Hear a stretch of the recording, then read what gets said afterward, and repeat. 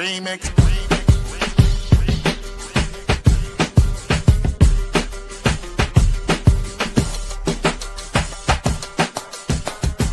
Remix. Remix.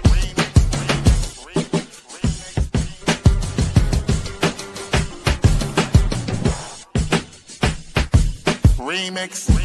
Remix. Remix. Remix. Oh,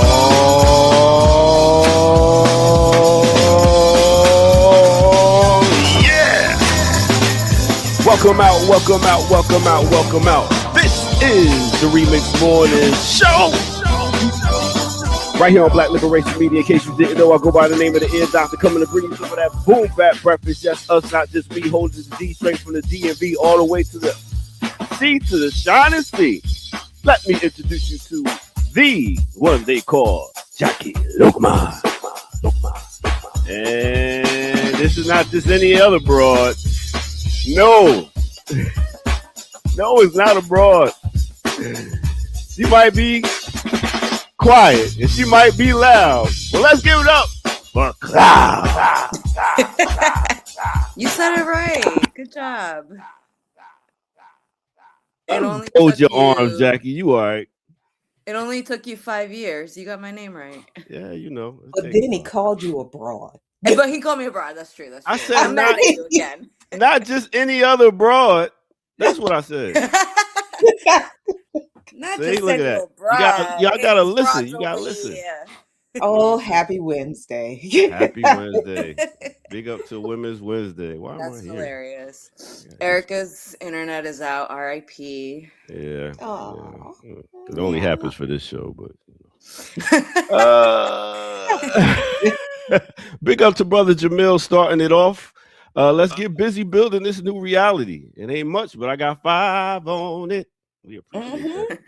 Listen. That's a good investment right there. Thank you. It is. It gets me up in the morning. Man. What's with the fit, Ear Doctor? I like it. Oh, this Espanol, Wait, did you see the Spain Cabo Verde? Yes, match? I was there. Bro, you were there. I was there. You know there's a boycott, right? I was there watching the game on a big screen.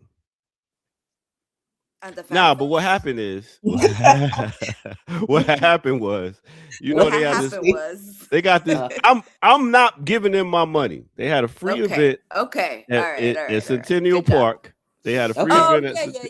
Yeah, the fan zone. No, you spoke with the masses and agitating, of course. Yes, and they was in there with drums and they was getting it's a party. Man. I was look. The goalie, first of all, this man is 40 years old, still making saves like left and right. Completely shut out Spain, the favorite to win. Yeah, I did notice that 40 they were years just playing defense though. They ain't playing a lick of offense. So good. Cabo Verde is. I was like, damn. And this is their first World Cup. Yeah. Ooh, that's nice. Now people used to say Cape Verde. Can you tell them why they say Cabo Verde? Cabo Verde. Well, it was a Portuguese, colonial situation. So in Portuguese, it's Cabo. Okay. Yeah. That's something new every day. Big up to John Kemper sending in $5. We let's just keep it for $5 going. I'll take a hit, brother Jamil. There we go. Thanks. You know what I've seen that was pretty dope. This whole Haitian jersey before. Man. Before they was like, nah, that's too political. I was like, yeah. Listen here. It's crazy. And honestly, I don't know a lot about football, other than everybody else in the global South loves football. So we're backward. Yes. So I feel very left out, but I'm trying to catch up. It's all good. I am. I've been watching, while I have this free ESPN. Right. Oh, nice. Yeah. Day 7. Click goodbye. Yeah, exactly. But I put alarms on my phone so I don't forget to unsubscribe or whatever. But FIFA that there has all there well, I won't say always, but there's been a controversy with this World Cup pretty much Oh my God. every time they've had Everything. it. And it's always like labor exploitation of the host cities, the displacement of poor people to host the World. The same kind of stuff they do with the Olympics, right? It's the same thing, only it's international football, right? Yeah. But this year, I don't see how people don't see how corrupt and just evil this institution is. When yes, these travel restrictions for the teams imposed by the United States, absolutely. Then why is FIFA and the IOC is going to do the same thing? Why is FIFA with all of this power, all FIFA had to do was say no. Seriously, all FIFA had to do was say, no, we're not going to subject our teams to these ridiculous and discriminatory measures. They didn't even have to say anything mean about Trump and the United States and, all that. They're just like, no, this is not right. This is not fair. This is not in the context of brotherly and sisterly international sport competition. We're not going to subject, the players of the world and the fans of the world. Because so Iranian fans, their tickets were invalidated. They couldn't come. I think Haitian fans were barred. Haitian fans are on the list of banned countries. Moroccan fans, Scottish fans. Yes. The way. What they trying to mess with them Scottish niggas. Hit you with some haggis. What they gonna do? God, literally. I'm like, I'm gonna get our potatoes. Anybody over here? Yo, it's crazy. It's putting this racist institution on a spotlight for everybody to see in all types of ways. So no, it's crazy. Yeah. I mean, FIFA itself, like you were saying, Jackie, is such a corrupt institution. Sepp Blatter, the former FIFA president, was in the Panama Papers. Like, there's a whole FIFA gate where like some of the top officials in FIFA are quite literally, I mean, it's a gang. They are a gang, a corrupt gang that has like usurped the beautiful game for them to make billions. It's a racket for them. Yeah. They're ruining the fucking game. Yeah, it's a beautiful. I mean, it's a beautiful game. I really sat down and watched it because I play basketball, watch basketball, I play soccer, and just the fact that how you spread. Yeah, I know. I'm just doing it for the Americanos, I know USians for the Americanos. USians don't call it the right name. Why would it even? Because we already got a football, so it's confusing. But that is USian rugby. See, that's the thing. Y'all call it rugby, but that's the thing. If you already call something, but if you already call something football, and then somebody says, "Well, we've been." Well, okay. So the real reason behind is NFL also owns MLS, and the reason that they intentionally, again, capitalism and super exploitation, really, right? NFL owns MLS. They don't want their pool of inner city black kids and stuff to like be taken by actual football. So they make sure that it is not as like popular, right, as American football. But that's the reason why, I mean, it used to be called soccer beforehand, but then it was popularized as football. But the NFL in the US bought MLS, I forget when. Robert Wilson like does a whole history of this. But yeah, it's intentionally brought down so that it doesn't overtake football as a leading sport because they need their Negroes, right? I'm just waiting to see my boy. I'm waiting to see my boy stand up and do his pose. What's the name? Oh yeah, is he Nigerian? Yeah, because he's doing Lumumba. Lumumba, Lumumba pose. He just stands like that. And they said they're gonna pay to get him over there with his stool and everything, so he can do it here. He stands that way the entire match. Yeah, and he does it for the players. That's dedication. Oh, it's Congo. Oh wait, no. Wait. Lumumba is Congo. Sorry. Yeah. It's all good. That's why the chat is Now, there to help us out. which one is he? I haven't had my coffee. I'm sorry. It's I all know. good. I need to make my coffee. all my trains are I not got some all for on the you. same tracks. They're not. A couple of them Yeah. aren't even running yet. I'm sorry. It's Yeah. just- No, it's Hey, all right. I mess stuff up all the time. Welcome to my world. Anyway, how was your weekend, Jackie? I had oh yeah, for a I second know. What I did we did. do? Yeah, I know. It's like, I what did I seen. do this weekend?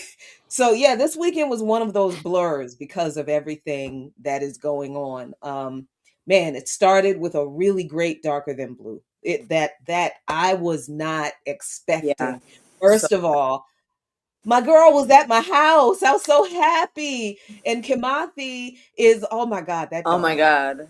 He's like, it's Cloud. She's my girlfriend. He was all under Cloud for the whole, and when she left, he was just despondent.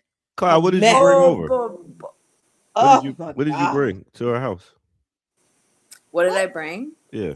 I did bring little gifts because I had I I knew brought you back had some class. I knew you had some class. Yeah, no, of course. I mean, I brought back some gifts from Bolivia that I had gotten Yeah. some of the comrades. So I got like little Che pins Yes, in I La got a little Paz. Che pin. Hey, yeah, Put yeah. it on my battle jacket. Yep. Oh, Yep. So then, yay. yep. So we were able to do Darker Than Blue with Cloud right here in this. Mm. I was so Studio. excited, wow. and it was so beautiful. And then Ricky and Rafiki came on with the two sisters. Well, the young sister and her mother in Trinidad and Tobago, who are leading these protests Yeah. after the police murder of a young brother and their false accusation of his fiance who survived, blaming her for them killing her. They literally said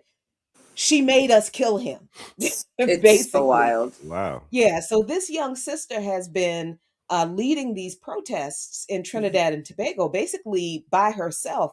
And she has gotten a lot of attention and a lot of support. And it was funny because in the interview, she said, there hasn't been a lot of support because the last time we did a demo, only 200 people showed up. Yeah, And we're do like, you see what I mean? That the global South puts us to shame. Puts You know? us to shame. So that's how my weekend started. So I got off and I was hyped. That was great. That Yeah. was such a great show. And then Saturday, we were out at the Department of State, at the State Department, chanting down Babylon right in front of the State Department. And the peace, Oh yeah. the Institute for Peace is across the street from the State Department. And the Institute for Peace has been renamed the Donald Trump Institute for Peace. Has What? it been? That's so funny. Yes. So we didn't God. realize, I didn't remember what the building was when we were out there at first. And then I kind of looked, I'm like, this is the this is the Donald Trump Institute for Peace. It should be the Donald Trump hair piece, not piece. Yes. So we were out. It was just a few of us from Baltimore and DC. That's all we needed. We had a mic and a boombox and a speaker. And we got out there, and the 5 or 6 of us and our signs and our speakers and our flyers, we talked shit to them people for an hour. We had an audience of all the Black security guards, and they literally sat across the street from us, the security guards, because we were across the street from the main State Department. So we watched them across the street talking to each other about which one of them would come over and ask us how long we intended to be there. Oh wow. So like and we like kind of heard them for a minute be like, nope, not going over there. No. No, you I'm do it. dead. Like, let them have it. So this Like no. one dude comes Rock, paper, over. scissors. Yeah, very and comes over to me for some odd, because they're holding. Because you my side. fine, Jackie. They said, That's damn, it. let me go holler at Shorty with the locks. it wasn't even one of them that I would talk to if I was so Ah, inclined. It Hey, was not. your It was beauty a just big draws old them in. It round don't matter. ginger, and that's not. No, no, that ain't me. No judgment. I'm just Yeah, saying that's but not. they There they were a few over there who'd be like, if I saw you out that uniform and didn't know, right, but right. yeah You might have had a shot. yeah But then we did that, and then we went down to the National Mall to the opening day of the FIFA fan zone, mm, and we canvassed at the fan zone, and there it is. out there Yeah, in that sun, for man, that sun kicked my behind. that was The rough. UV That rays was are really no rough. joke. Yeah. Yeah. Oh my But you know what's gosh. so crazy? I like and I was talking to JP about this in Newark, because I was like, yo, the like Mid Atlantic comrades are putting us to shame, because like they'll have like a stack of papers, be like, all right, we got 10 minutes. This crowd is about 200 people. We could do the, like, and every person that gets a flyer, like they have a conversation with them, right? Like, Mhm. and I was telling JP, like, they're putting us to shame, brother. So how was their reaction to y'all? That's like going in Burger King saying don't eat burgers. How was it going into the Yeah. fan Well, place? honestly, so No, it's not like that at it's all. so Oh, quick because they like literally got their flyers and we're just like boom. And so before I'm like trying to do press for this, so I want to get like footage of this. yeah. And I was like, oh damn, I can't even run behind, like after them. I'm like, nah, I'll just wait until they come back. But like from what I could tell, when they came back and we're still having conversations with folks in the crossing the street and stuff, everyone seems to be like, yeah, like this is annoying, or it's really crazy that they're like not letting the Iranian team stay here. Like people get it, it's way more. I think I keep saying this, but this campaign, the Boycott the World Cup, Boycott the US campaign, like if we take the opportunities given to us, is such an easy campaign. Because people that aren't politicized are like, oh yeah, boycott, FIFA and boycott the World Cup. I think our biggest challenge is then connecting it like, cool, so we should do a broader boycott of the US, right? And then that is like where we, I think that's our biggest, like where we need to do the most work. Yeah. And it makes you go right in the belly of the beast and do it. Totally. Yeah. Yeah. Those are the Mhm. people other people were like, I don't even watch that shit, so it don't matter to me. Yeah. Yeah. I But mean, even yeah. Mhm. Yeah, but even when we were out canvassing, when you do big events like this, what you find is if you're smart, if you know what you're doing, you go to the workers. The workers all over Oh, the place. 100%. Yeah, Workers are all over the place in this thing, and absolutely. this is no different because we're right there at the National Mall with all of the museums. So you've got the museum workers, and this is really what happened because we were at the State Department earlier in the day. So we go down to the National Mall. So we're catching people on their breaks, catching Mm-hmm. people at lunch. Mm-hmm.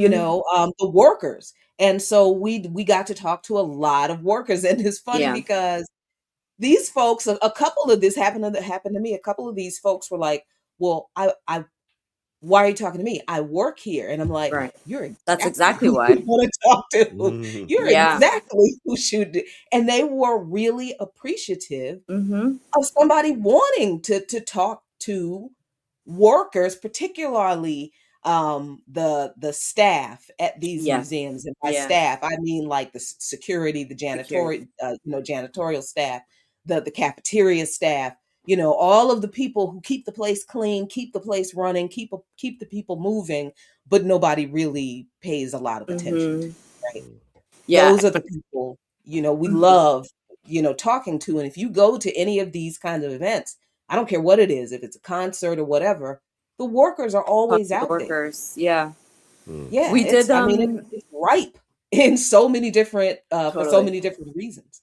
We did the same thing on Sunday. Shay and I were out in the Bronx Terminal Market, because that was the fan zone for the Bronx. Mhm. So I went from one fan zone to another in DC to the Bronx. And yeah, that was like Shay. I'm trying to be mostly press at these things and not necessarily put myself out there too much. Mhm. Um, But yeah, my comrade Shay was there, and yeah, that was her like strategy, was like talking to the workers. She got people's numbers. Like, I'm like, girl, like, she's like, oh yeah, they're gonna be members. I'm like, oh, okay, cool.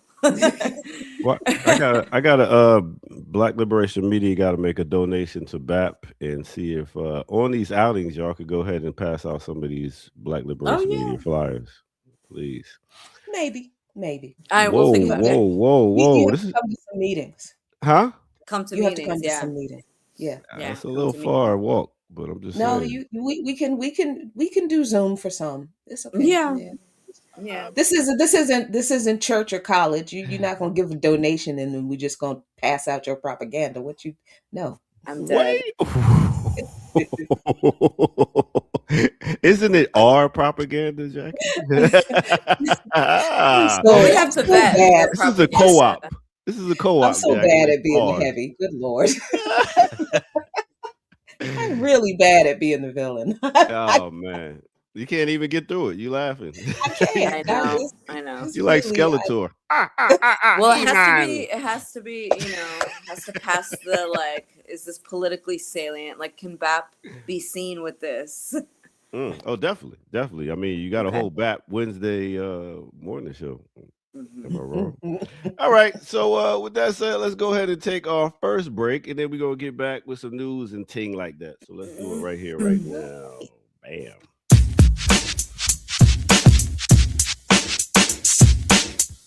Turn that beat up a little bit. Let's see if I can do a little mix for y'all. Welcome out. Hit that like button, subscribe if you're new to the channel. This world's a crazy place, filled with such misery. I wipe teardrops from my face. My wife's mama's having problems. My child is having problems. Don't know how I can solve her. Now, money won't change my life, but it will make things better. Sometimes we need a struggle to reach for something better. Take charge of your own life. You may not understand me, but I'm trying to save my family. Alright, baby, don't you cry.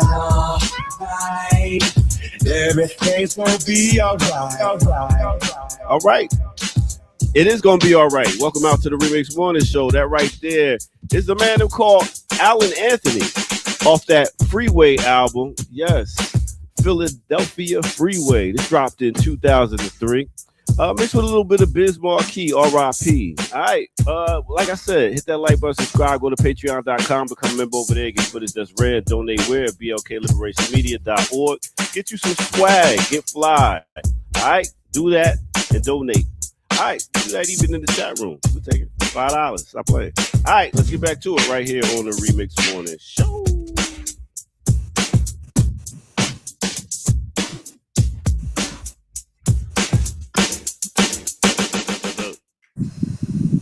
Best beats. Nice. That was a nice whatchamacallit. A little something. Yeah. But like I said, like he sung about, everything's gonna be all right, y'all. You're just trying to protect our family. Yeah, I'm not crazy about this. Sometimes we got to struggle. No, we don't. We don't have to struggle. It is just gonna happen. You don't have to. It just happens. Stop inviting it. It's just gonna happen at some point. Don't have to talk about it. Don't romanticize it. It's just gonna happen. All right. Well, let me mosey to the side. Oh. All right. Ooh wee. Well, as usual, it is. I'm glad we're here on Women's Wednesdays because it is Black Agenda Report Wednesdays as well. It is. It is, and it's always something there. A lot of good information. Yeah. I haven't read all of the articles yet, but this is a really good one from. Go ahead.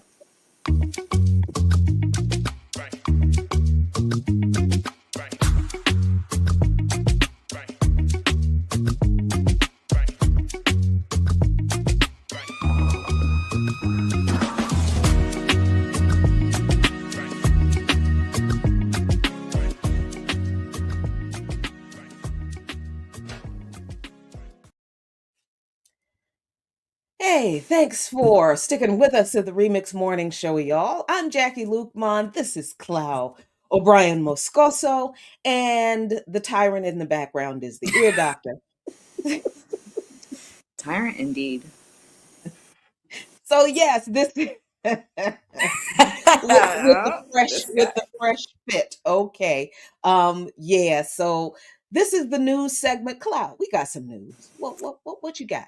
Yeah, well, so I was mentioning it is Bar Wednesday, Black Agenda Report Wednesday. Everyone make sure to go check out the phenomenal work that all of their contributors and writers and editors are putting in. There is I'm just looking at the chat right now. Erica's going Yes, like, I how know. dare you? Knickerbocker Nation coming through. But I wanted to start with, and we talked a little bit about it just now, Ajamu's piece and using the World Cup. He writes good headlines. I'll give that African. He's very he writes really good headlines. So this piece talking about using the World Cup as an international psyop. Meanwhile, there is for the better part of 3 years, a genocide, an ongoing genocide that has now spilled into southern Lebanon, right? A war with Iran, still continue aggression in the Caribbean, the Pacific. It's like, 200 fishermen that have been extrajudicially murdered now. And now they've gone into striking inside Venezuela. We can talk about with the help of the Venezuelan government, but yeah.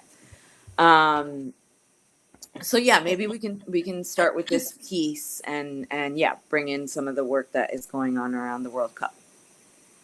Yeah, so this is the article in Black Agenda Report that Ajamu has written, and want to make sure everybody can see it. It's called "Don't Worry, Be Happy: The World Cup as an International Psyop."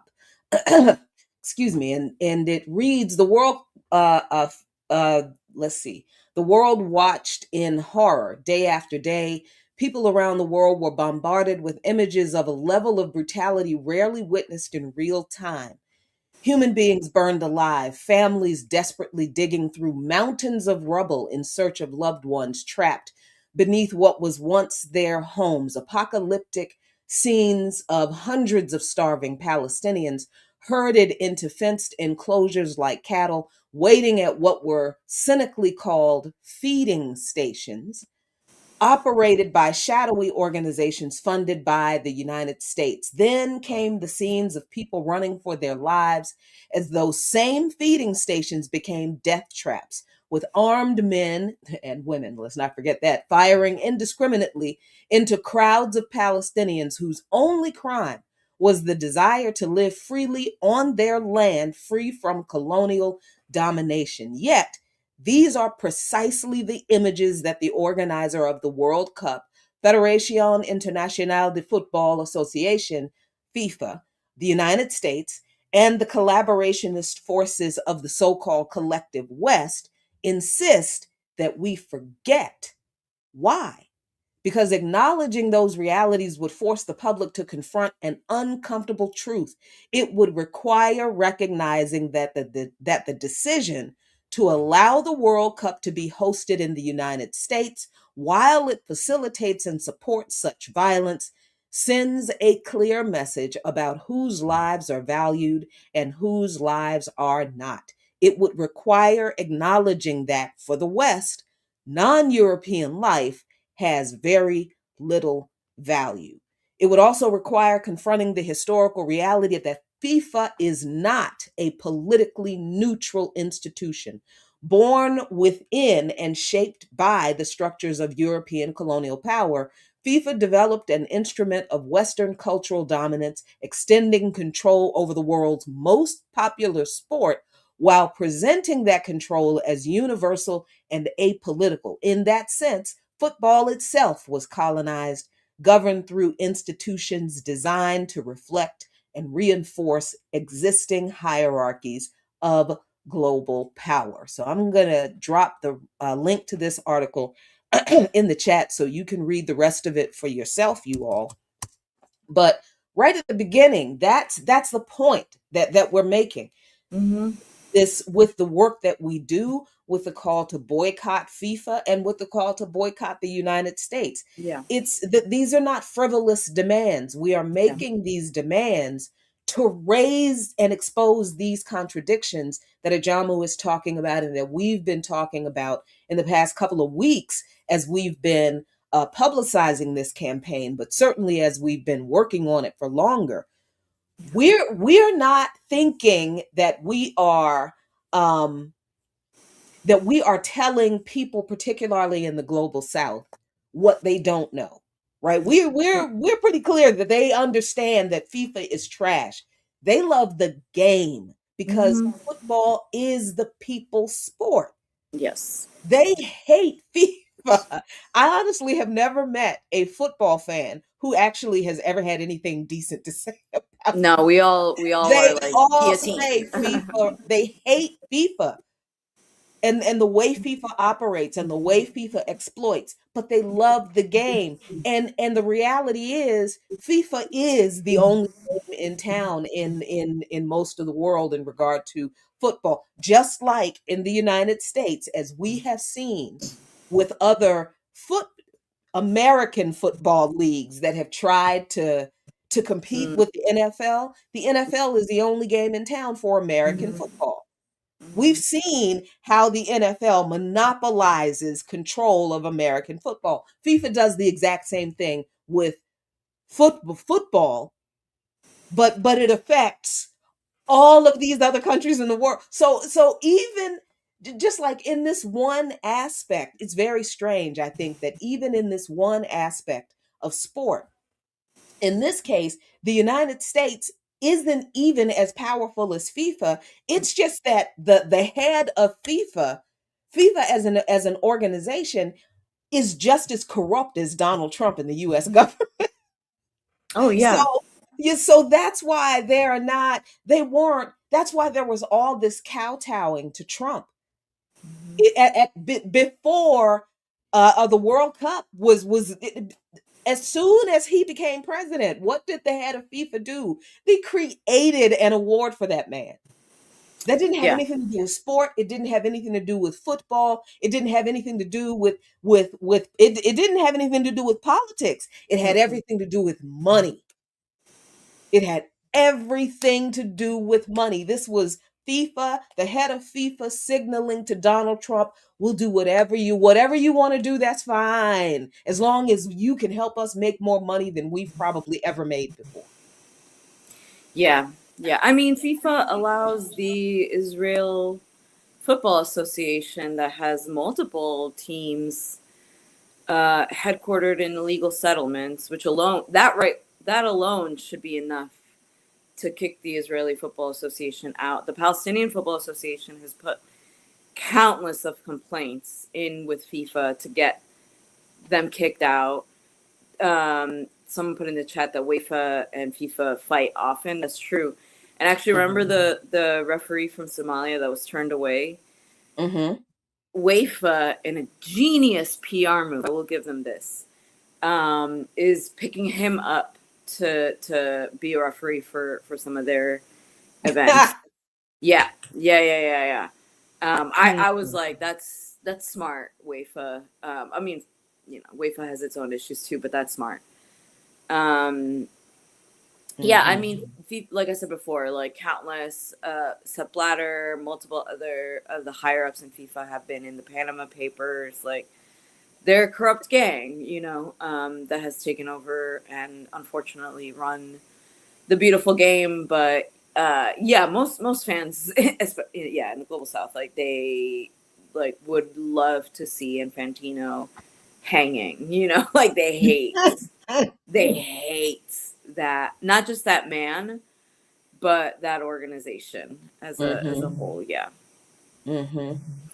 And I mean, this I really this is really good as almost every article in Black Agenda Report is, and Hood Communist, because Hood Hmm. Communist is back.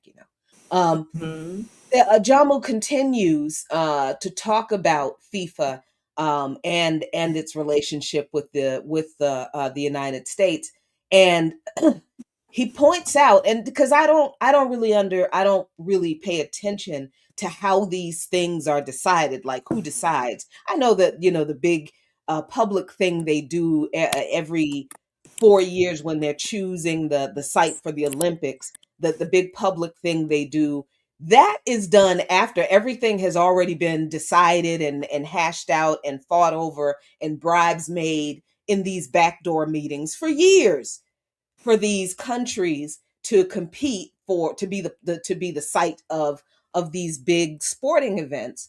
But I don't know. I don't have insight into how it's done, other than I know it's corrupt as hell. But Ajamu goes on to say in this article that the United States is not simply another host nation. It is the principal military power and leader of the White West that is implicated in crimes against humanity, war crimes, genocide, and a war of aggression against Iran.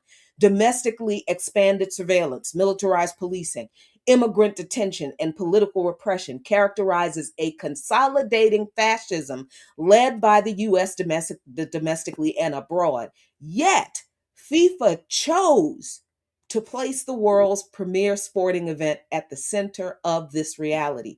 In doing so, FIFA once again performed the role it has historically played, transforming Western colonial power into legitimacy and converting political violence into sporting spectacle. Man, that is a good sentence right there. Yeah. That And was I don't good. know if maybe not, because this probably happened when it was already written out, but so Hmm. this second article that I dropped in the chat, Hmm. Infantino is proposing an Israel-Palestine match as Oh like a my sort of God. peace plan for the under 15 tournament. Um, besides the fact that Israel has killed over 200 Palestinian football players, allows Israeli teams from the illegal settlements to play. One of the hardcore, I forget the name now, but the one of the hardcore clubs, which is like, so many of the fans are like Likudniks, right? They're Mm. a horrific racist club, but allows them to rock. Doesn't matter. This fucking Okay. guy. You know what I said? I was like, he's lucky I only yelled at him. I should have smacked him.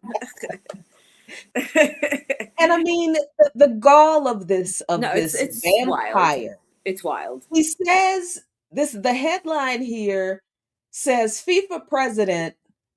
Oh, okay. So the headline is Gianni Infantino plans Israel versus Palestine fixture in latest attempt at peacemaking.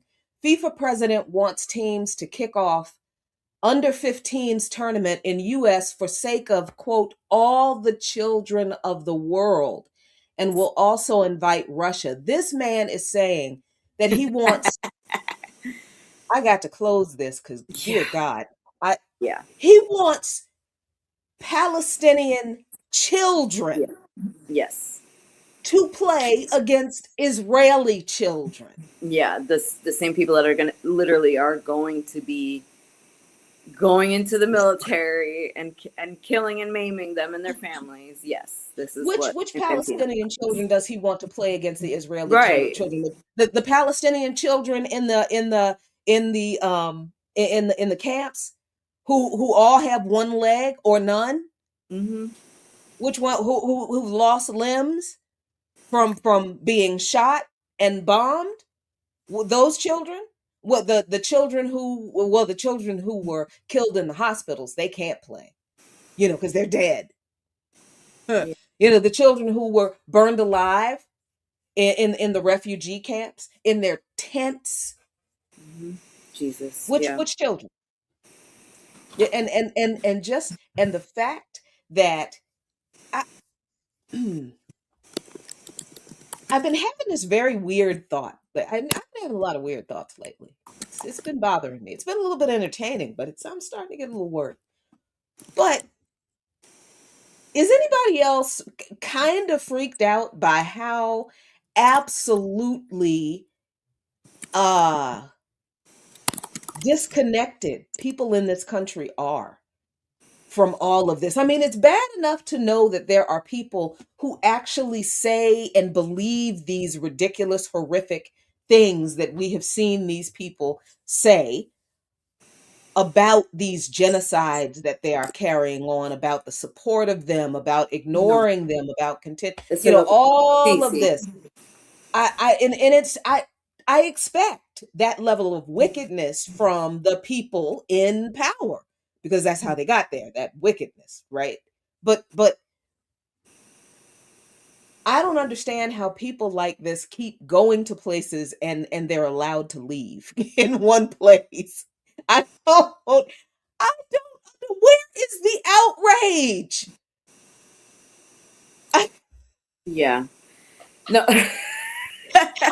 It's just like the whole, It's so bad. you've got, I don't even know what to say anymore. I cannot describe how this feels. And the thing is, I have to remind myself this isn't new, because I say it all the time, but I have to remind myself this is not new. This is how our parents felt. This is how our parents and grandparents felt in the South and coming out of the South. Right? This is not new. This is how our indigenous families felt. This is how our immigrant families felt. This is how we live in a country full of at least 150 million absolutely evil, wicked, amoral. There is nothing in their people. I really do think it is this bad.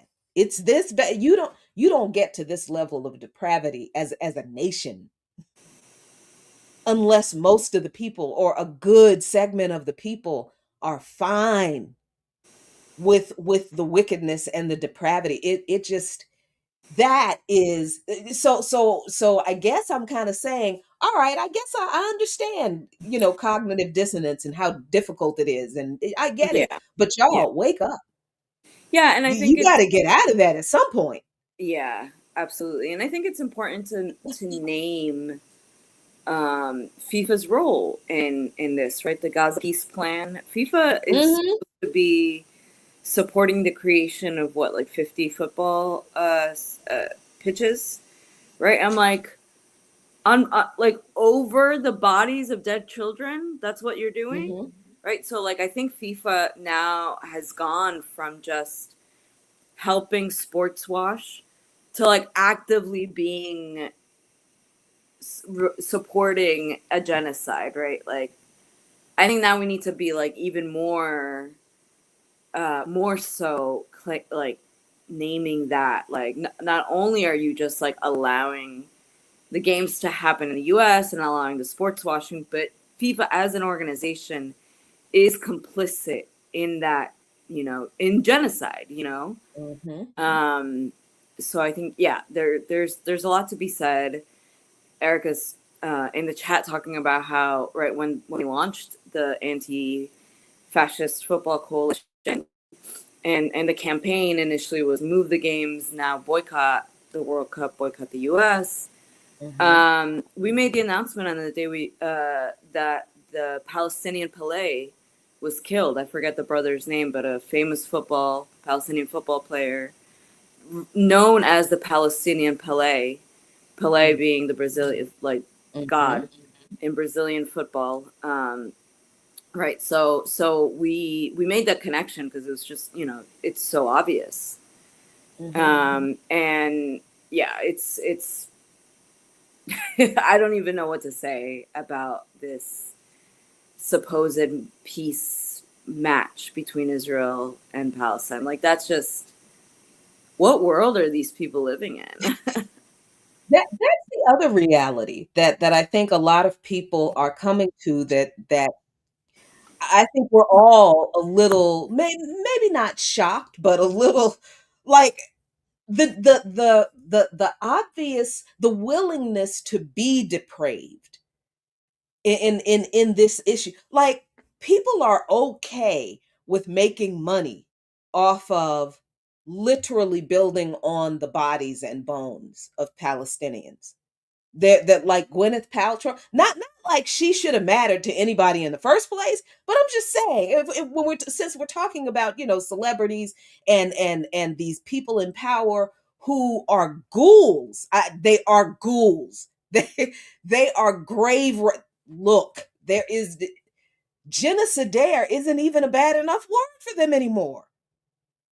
And you've got, and the thing is still going on, and it's expanded to Lebanon, and Gwyneth Paltrow is selling luxury apartments in stolen land. Yeah, man, she's got these ads for Oh, I these did see these. so Right. Oh my yes. God. Yes, so Infantino is not the only, Right, the right. Gaza peace plan was it what was a vile insult from Trump. And The Kushner. board of peace, Yeah. a vile, disgusting, wicked in it, because I mean it's a development project for him. Mm-hmm. That's what it is. It is a development project. Yeah. So all of it is everybody getting in line to profit off of building over Dead what body. was the world's biggest open air prison. Right. Now they're going to build and develop on the world's biggest graveyard. I And don't. and that Yeah. I don't know. I don't know what to other than wicked ghouls. Yeah. Yeah. I don't know what else worse you can call these Yeah. I would these say I feel bad for their demons. souls, but I don't. Like, they have everything. Yeah, depravity. Like, I Mm. don't think we give enough shout outs to the guillotine. I'm just saying. Guillotine is a very underused tool. I Hmm. know it's a little The French clunky, got but one thing right. I mean, I understand it's a little clunky, and then it's big and everything, and it can be, yeah, but You can build it I on site. agree. Something to be said. But You know? Erica, I didn't know. And again, this is why, the celebrity class. I know. I know. But see, I think I learned my lesson being a metal fan. I really do. I learned my lesson. Don't ever meet your heroes. Mm, Never. Because they are true. not at all what you think. And it's not True. always bad. It's just, they're just regular weirdos, just like you and me. But but like, celebrities are just people who got picked because they have a talent that somebody else can make some money off of. Mhm. And in a capitalist system. So they're always, propped up by the people who make that money as something that everybody else should aspire to, and we don't even realize that's their role, to be the distraction for us whenever those people who make that money off of their talent do some messed up stuff to us. Yeah, Right? they're So a really good buffer class. yes, that's exactly what that means. So, we're cheering for folks who are married to Zionists. We're cheering for folks and defending folks who are performing in Israel and Zionists and all of this kind of Mm. stuff. Everybody's still, the beehive is still intact, with Beyonce unapologetically performing in Tel Aviv and Saudi Arabia. Ew.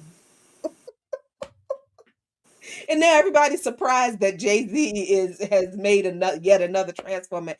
Come on, y'all. These people are chasing that money, and they are beholden to the people who pay them, and that's not us. That's not us. The money they make doesn't come from their ticket sales from us. The money they make comes from the people who actually sign their checks, and that's Hmm. not us. Hmm. Mm. Oh Lord, this whole thing is just such a mess. But actually, there is something else that happened that I know it's weird. I know it's a little bit esoteric. It's not esoteric actually. It's actually kind of awful. And it's something that I kind of knew about because, I'm a country girl, grew up on a farm, loved my animals. In all ways. I'm sorry, vegetarians. I grew up on a farm. I'm an omnivore. Um, so yeah, farming in the US is a disaster. And it's a disaster because it is not localized, because it is industrialized, because it is controlled by capitalist production. So everything is too big for too many animals. Nobody can keep track of the safety and the welfare and the health of that many animals. You can't keep a facility that big clean enough for the animals or the people. That's already true. So this is why they have to have all these damn chemicals and additives, which if you went back to local farming, you wouldn't have this much of a problem. But anyway, okay. So one of the things that the Department of Agriculture actually did that was useful was they do keep track. They are supposed to keep track of all of the health of the industrially farmed animals, allegedly, because the people who run these operations are supposed to have veterinarians out all the time and look at the animals and check them and give reports and all this kind of stuff. This is how they know that the source of meat is safe. And that is why there are so many fucking chemicals in meat once it gets to the grocery store, because they know that they cannot really control everything because the operations are just too damn big, right? It's not because there's anything wrong with cows. It's not because it's not. No, it is because farming was never supposed to be industrial like this.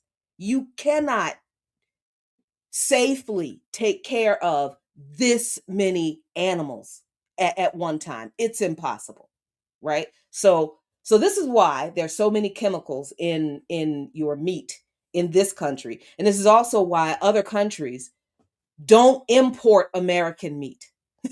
They don't. They will not import American beef, will not import American pork because of the chemicals that go into the after the animals are processed to get them to market. Yeah.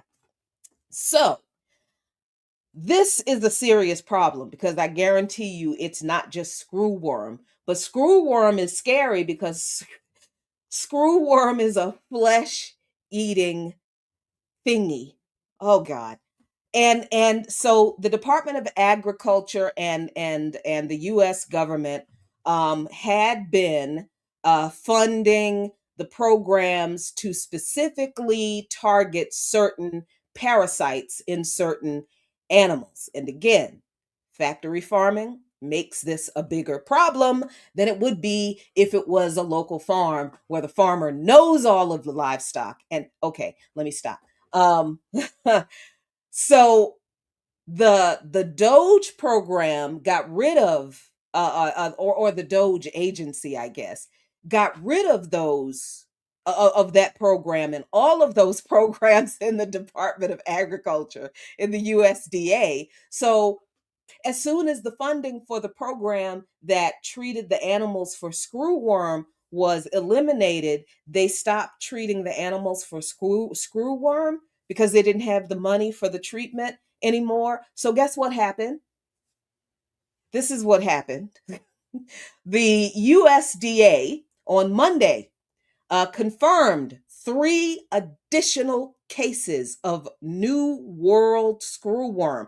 I don't know what the old world screwworm was. I just know that 2 more in Texas and the other one in New Mexico, according to the agency's animal health arm. The Animal and Plant Health Inspection Service. Plants also. So everything you buy from the grocery store, if you are not washing it in vinegar water or baking soda water, you better start. And if you're not growing your own vegetables, you better get some buckets and start. The service clarified that a fifth case reported earlier on Monday in a dog. So this parasite jumps species. In Andrews County would be reclassified as the first case detected in New Mexico. The veterinarian who reported the case is located in Texas, the agency said, but the dog resides at a household in Lea County, New Mexico, which borders Texas. This situation is evolving, and we expect new information to emerge as our investigation continues, said Dudley Hoskins, USDA Undersecretary for Marketing and Regulatory Programs. Governor Greg Abbott, the governor of Texas, announced Monday that the state's Emergency Operations Center had escalated its response level, therefore deploying more resources to combat the spread of New World Screwworm. What is New World Screwworm? It is a serious pest that can infest any warm-blooded animal, including livestock, pets, wildlife, and in rare cases, people. The larvae burrow into the living tissue of animals, causing severe wounds, animal suffering, and severe economic losses. I don't know why. The second case of flesh-eating screwworm parasite was confirmed in Texas by the USDA on Friday, emerging just miles from where the first U.S. detection in decades was reported days earlier. Reuters reported in May 2025 that hundreds of veterinarians, support staff, and lab workers at the animal health arm of the USDA had left after the Trump administration pushed for resignations, leaving fewer specialists to respond to animal disease outbreaks and adding concerns about preparedness. So that's a big old advertisement for more self-sufficiency in growing some of your food. I promise you, all you need is a 3-gallon bucket. A 5-gallon bucket would be even better. A few of those, some soil, some seeds, and a little bit of sun. If you don't have sun, I promise you grow lights work. I don't know how else to say. We cannot trust these people. We never could, but we really can't trust these people with the safety of the food that you put in your mouth. Mm-hmm. And not just because of all the chemicals they put in there now. Now it's because of all of the parasites and animals and bugs and whatever that the lack of government funding that tried to control a little bit of that. Now that's not there. So, and that's all food. It's not just meat. That is all food. It is not just meat. So vegans and vegetarians, please don't. Oh, this is why you should be vegan. You don't know how It's all dirty. food. You don't know how dirty everything comes out of the dirt. So, Yeah, literally. Well, so and them parasites love them greens too. So Ugh. yeah. Well, ain't there many chickens in this world that have 50-cent wings, but keep eating it, y'all.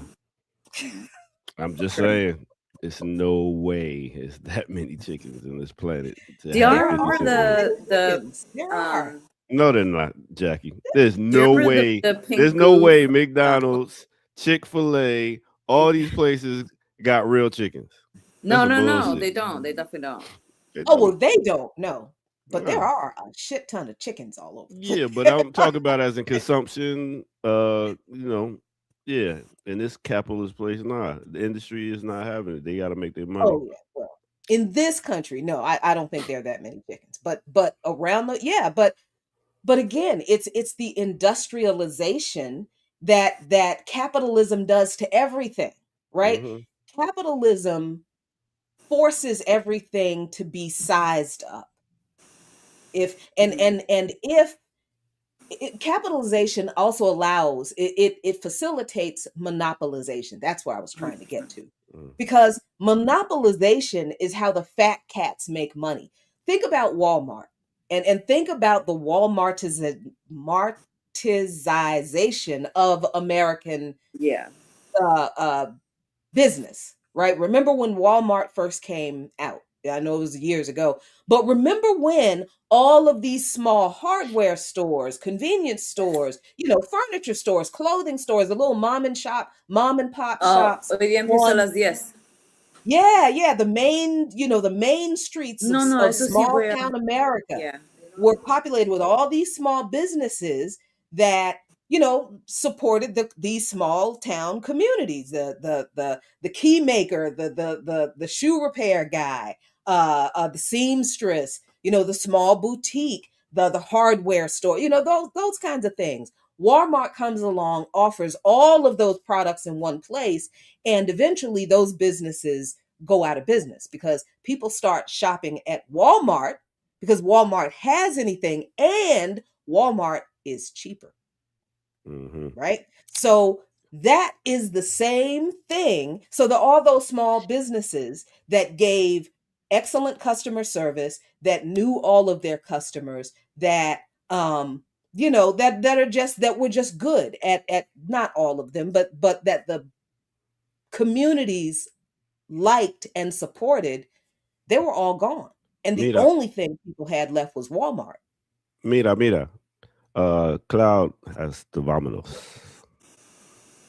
Oh. Yeah, that's so funny. She has to go to La Trabajo. You literally just heard my mom saying in the background, like, go to work. Don't mess up with your paycheck. I know, right? I know you like to talk to your friends on I know you and your friends are having fun. But we got bills to pay out this bitch. She's like, that electricity bill ain't going down. All right. So let's go ahead and take a break. Cloud, thanks for coming through. And we'll see you again next week. And keep peace. Not the struggle, keep the fight going. All right. Let's take a quick break right here on the Remix Morning Show. Beef. What a relief. When will this poisonous product cease? Yeah. Beef, what a relief. Man, I remember I heard that song back in the day and I was like, I'm going to stop eating them 99-cent Whoppers from Burger King because that don't make no goddamn sense. Anyway, hit that like button, subscribe if you're new to the channel, go to patreon.com, become a member over there and get footage that's rare. And you can check out dope shows. We got a bunch of dope shows here. Speaking of dope shows, let me put you on the one that you might have not seen just yet. That was being talked about earlier. Let's see what Darker Than Blue has to talk about. What is going on there, Erica, that is so familiar? It should sound and feel so familiar to so many of us here, and to a degree that it's almost criminal that we don't know about what has been going on. Well, there's a plethora of situations happening in Trinidad and Tobago, really since the last year, I want to say, a little before the election of Kamala Persad-Bessener. I always try to get that correct. But right before her election, the other political party, PNM, they had called for a state of emergency. Hey, I can't give it all to you, but trust me, it sounds a lot better when you go watch it. Yes, you got some good guests on there, so make sure you go check that out. Let's go ahead and get back to the Remix Morning crew. You know how we do. By Elijah Muhammad, it's a brown paperback for anybody, either white or black.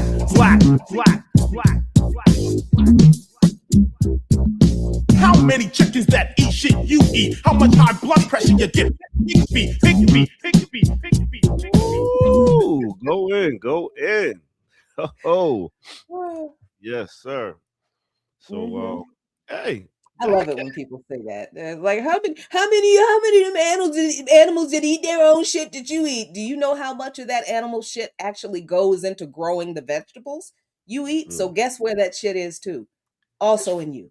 It's funny how a lot of people defend healthy eating. And defend the fact, well, it's like, why is it healthy eating talked about like politics is talked about. You know what I'm saying? People have they say about this, that, and the third, but whenever sometimes I bring up some eat healthy, treat yourself right, eat local, food is your medicine, then it's like, oh, it's all up in arms. Like, ain't that part of politics? Huh? Politics. When we talking about politically putting food that you can hardly eat in the food deserts and in the what is it, the Walmarts and stuff like that, where you don't even want to buy these fake avocados, lemons with no seeds in it. I do not buy any fruit or vegetables from Walmart because I already know a lot of it is bullshit. So these companies, even when you go to like a Kroger or Walmart in the hood, they only got like chips with cheese and hot flavors. You go to the white neighborhood, they got regular salt and vinegar and plain chips and stuff like that. They don't got all this mess and yellow dyes and all these fake natural flavors on them. What do you mean white? What stores are you going into? The ones that's in the hood are different. The shelves different than the ones that's in the white neighborhoods because they know how we eat. They know to make some. They know to stack the shelves with chips that got Cheetos and all these different types of. And the grocery stores in the white neighborhoods have They those don't. too. They Yes, don't. they do. They Yes, don't. they do. I go to the grocery stores all the time. They might have them, but they got variety. They have more than just hot chips and some what is it? What's the other goddamn chip they always got? Goddamn sour cream. They got more than this the variety. And this is what And it it's is odd because that I live in the hood and I see this in the grocery stores in my hood. Yes, live I in the do. hood. Ain't y'all kind of Yeah, I gentrified live up in the there now? hood. Yeah, I live in the hood. Ain't y'all Yes, kind I of do. gentrified where your grocery store is? They still ain't gentrified over here yet. Not yet. Not yet. Mm-hmm. Nope. Not Well, yet. Slowly, one or two of them are trying.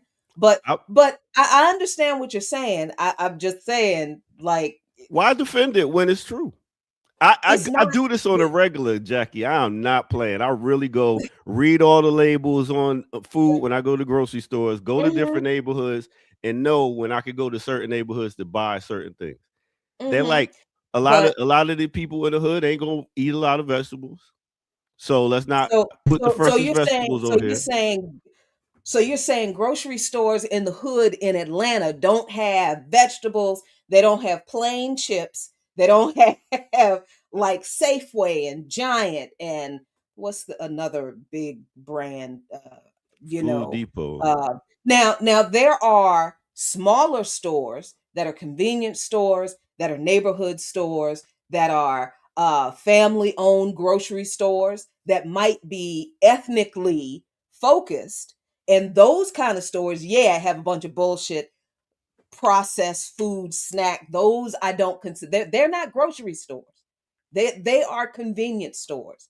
A grocery store, I'm talking about Safeway, Giant, the I big, know big what you're talking chain about. stores. Yeah. Now, They're not the do they same. They're have not, a bunch of processed food? Yes, they do. But they also have but a they're not stock. variety of foods. They're not There stocked the may same. be a different selection of foods depending on where the store is. Because, yeah, I can go to the Giant over here on Alabama Avenue, and they have a pretty big section. They have a pretty big Asian and Mexican section. Mm-hmm. But I can go to the Giant in what Manassas, and they probably won't have as much Mexican stuff because it's Manassas. Now that, yes. But this idea that like in a big grocery store like Giant, that in black neighborhoods they only have a certain kind of food and there's no variety. Okay, come on, Do that's you not. look for it like I do? Because I'm very much on my diet stuff. So I look for this. You might not look for it like I do, but I look for this type of stuff and I see it. That's why I'm only speaking of it. This ain't something I'm just coming up with at the top of my head. I go to these Well, places and be like, yo, god damn, I gotta go to a white neighborhood to get some good fucking groceries. well, When it I comes to shop even at getting some grocery. type of milks, when it comes to getting like an almond milk, like a a milk, which Okay, is a that is all right. That okay, yeah. But I do not think that if you go to the giant over here, the giant and the Safeway, almond milk, soy milk, vanilla milk, all the different milks. Now, if you go to a smaller store, like a convenience store, no, they're not going to be. They don't have almond milk. They have one type of milk in the bodega, in the corner store. Jackie, you know I know the difference between a convenience store, a corner store, and a grocery store. I do not know a major grocery store chain anywhere that doesn't have in 2026 soy milk. I didn't Now, say if you're just looking soy for milk. I'm saying some particular types that don't have a lot of gums in it, the kinds you want to get that's like healthier, they're not in those stores. You now, got to go see, to the white neighborhood for those. I knew that if we just kept talking, Hmm. you are looking for organic, Yeah. specifically organic. Thank you. Okay. Even in the Kroger's department, the Uh-huh. organic So you organic need department to is like go. this big, Uh-huh. and then it's So all you this other need to food. go. So you need to go to Whole Foods. You need to go to Trader Joe's, I guess, But they have or them. whatever. They. That's what I'm saying, Jackie. I will go to a Kroger in my neighborhood, then go to a Kroger in the white neighborhood, and they'll have it. That's what I'm saying. That's the difference. They know that's the politics. They know who their crowd is. They know who gonna buy it. So therefore, if I'm living a healthy diet and I move over to the hood, they ain't gonna have that shit. That's just what it Yeah, is. that's You know? that's what food delivery services are for. Then I mean, Mm. look, I don't know. I was born in the 70s. I've never still ordered food from a DoorDash or nothing like that. That shit is crazy to me. You picking my fruits and vegetables? Hell no. Well, how do you think the fruits and vegetables got to the grocery store? They get there, but you got to pick your own. Somebody don't gonna care about how soft your avocado is and which one you get. They just gonna grab that shit and put it in the bag. Stop playing. We know this. They don't care. They getting paid how much an hour? Exactly. Anyway, off of my rant. Yo, you know what's going on here in Georgia? So they got the primary race. Just got a what is it? New Republican guy. I forget this guy's name, but he just got it. What is his name? Blah blah blah blah blah blah blah. What is it? Rick Jackson. This dude's a billionaire. Put all his money into this race to go ahead and win. And he's going to be going, I guess, against Keisha Lance Bottoms, former mayor of Atlanta. So that's going to be interesting. I know a lot of people don't like Keisha Lance Bottoms, but I would rather have her than this billionaire in the as the governor, because that's just more corporate shit going down. They don't give a fuck. More data centers in Georgia, whatever makes money. And then you got my girl Judge Penny Reynolds. She just came with the secretary. She's going for Secretary of State against this other white dude. I actually got the DJ for her campaign. She's good. She's a good speaker. We'll see what she does. Yeah, but I guess you already know what she does. Haven't you already seen? I mean, we'll see. You know how people talk, but the thing is, the fact that I got people that's around her, and we can work on making sure we hold her accountable for all the stuff she's been saying. So that's one good thing I do like about her, that we can hold her accountable in a way. We'll see. We'll see. That's all this. We'll see. Y'all are still talking about the grocery store. Good Lord. Y'all, I know that grocery stores are different, and Jackie, I know about about the food chat. deserts. I know about food deserts. Dear God. You gotta leave the chat alone, man. The chat needs to leave me alone sometimes. They not thinking about you. Welcome to my world, Jackie. If I was to go after everybody that talk shit about me in the chat, man, listen, there'd be a whole show of me just talking to the chat. What's another thing that's going on? I know for the thumbnail we talk about the ceasefire, and it's the same old song. Ceasefire? Man. We've been putting this thumbnail about a ceasefire up for at least a whole couple months now. Ain't no damn ceasefire. And so I'm like, look,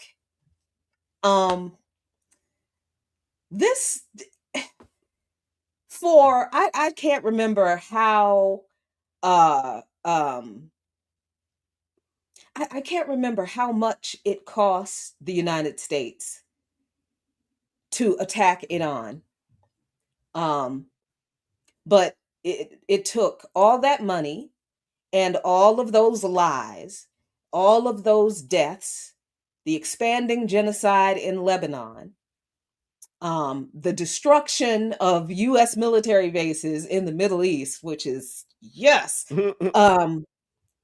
all of that to just get right back to where it was in the beginning. And only now, Iran is much stronger. Like this thing that Trump is making a big deal about, that, you know, oh, there's a deal, a memorandum of understanding that is going to be signed by Iran and the United States. Hold on for a second. Let me share this thing. And this is from the source Al Mayadeen. The MOU text has been published by Bloomberg, and it's inaccurate and incomplete, says Iran.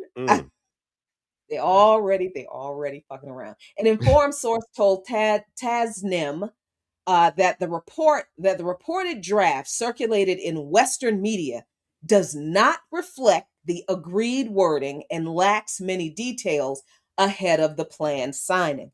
The text published by Bloomberg as the full content of the Iranian-American Memorandum of Understanding is not accurate and lacks many details, the Tasnim news agency reported.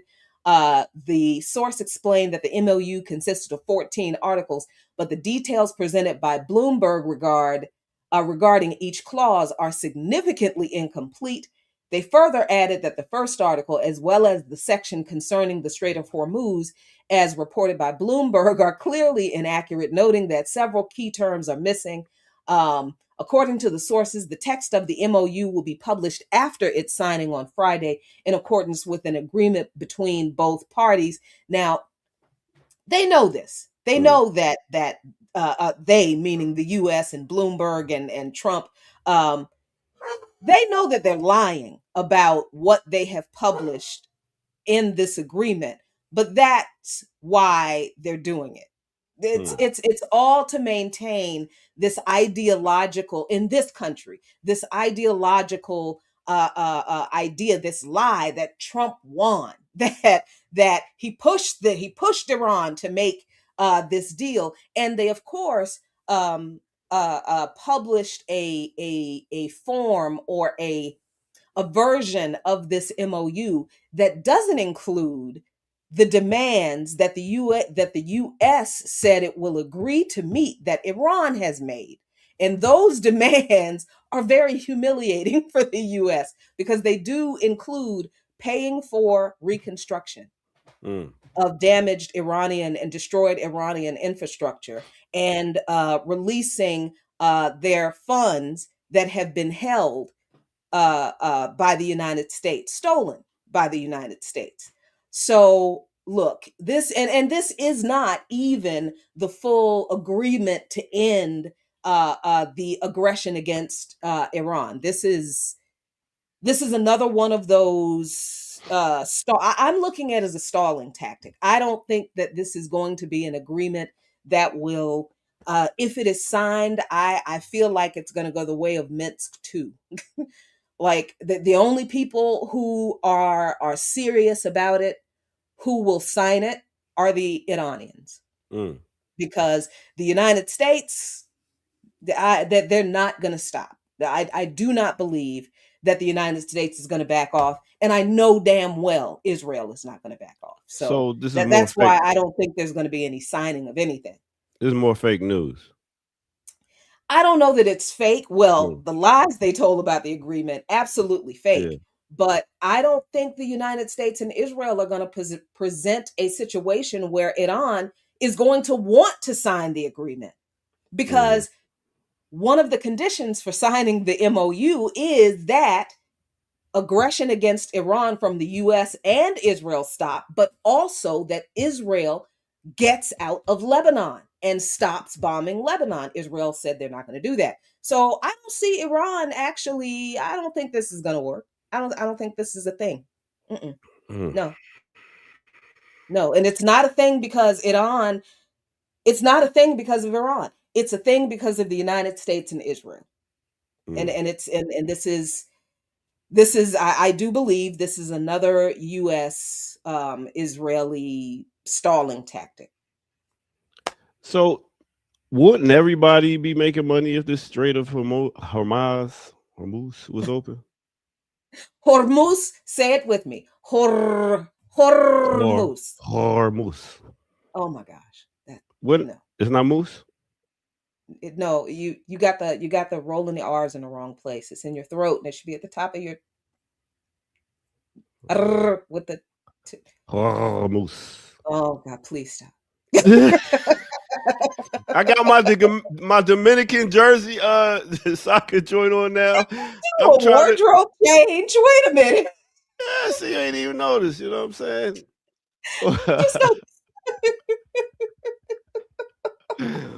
Hormuz. Please stop. It's still not right. So wouldn't everybody be making money if this strait was open? Or is it more about control? The strait was always open. The strait was open. Strait was open for everybody else.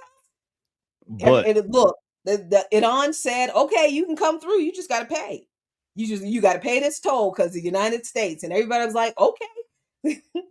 And so the strait was open for everybody else. All I had to do was pay. So what basically except for Iran, except for Israel and the U.S. So U.S. didn't want to pay? No. No. Why do you think they ain't had to pay? And let me make it clear. Iran imposed that toll after the U.S. attacked it. After. Because the U.S. thought they were going to come in and tell Iran and Oman what to do about the Strait of Hormuz. And Iran is over there minding its business. This whole thing is about ego. No, it's about greed. It is about greed and capitalism. Yeah. It's about greed and in this particular administration, it is about this warped and twisted idea that comes out of white Christian nationalism of a holy war against the enemies of God who are the Muslims, and they won't tell you low key Jews. Yeah, that's so. Yeah, that for the Hegseths and the other folks who he's appointed. Yeah, for them, yeah, it's part of that white Christian nationalist psychopathy. But for this government writ large, the entire U.S. administration, it is all about U.S. Control. It's hegemony. It is all about the U.S. maintaining its control over the world's resources. So we on a big monopoly board right now, pretty much. Yes, sir. God, yes, sir. We've been trying to tell people to stand up. They can't play. We've been programmed like this since the game of the Monopoly as little kids. We've been programmed to want to monopolize. Well, kids. No, that's the game Monopoly, though, right? Well, no, I think if this is true, and I know sometimes some stuff you read on social media about the history of things can be very false. But I think if this is true, the game Monopoly was supposedly created by a socialist to explain how capitalism is exploitative. But then the capitalists got a hold of it. and I think it was actually a socialist woman who created the game. And the capitalists got a hold of it and turned it into a fun family way to indoctrinate people into buying property and getting rich. But the game was designed to show people how property ownership is exploitation in a capitalist system. Wow. I guess that's just like the game life. This is what you should be doing. You should be getting married. You should be going to college. You should be getting a job. You should be getting rich and living in a nice estate. Thank you, When Parker really, Brothers. Milton and Bradley. mhm, All mhm. y'all gamers. That's Yeah, wild. yeah. Mm, That's mm. why. I mean, I don't think we should be doing anything in life other than enjoying the hell out of it. Just other than I mean, making but love because and eating. That's what I capitalism, thought. huh? I thought it was about making love and eating food. That's all I thought Well, I living mean, was about. if that first thing is your thing, all right. But Yeah. I mean, reproducing. That's even what these books say, right? I I don't guess. want to do that. We ain't got to. But go ahead. No, I mean, I think we in this country, and I think it's probably true in most capitalist countries, because that is the way we're indoctrinated. We are indoctrinated to believe that's what we're supposed to do with our life. Like Mm-hmm. that is it. That's why we're That's it. here to find somebody to marry, have a family, get a job, go to college, find somebody to marry, have a family, get a job, make money, buy a house, make more money, buy a bigger house, Mm-hmm. have more kids, buy a bigger house. That's what and that's how you're successful. But if escalation is the thing that you're designed to do, escalate and expand, then you're always pursuing something. You Yeah. never get to a destination point, right? So you're always chasing that bigger thing.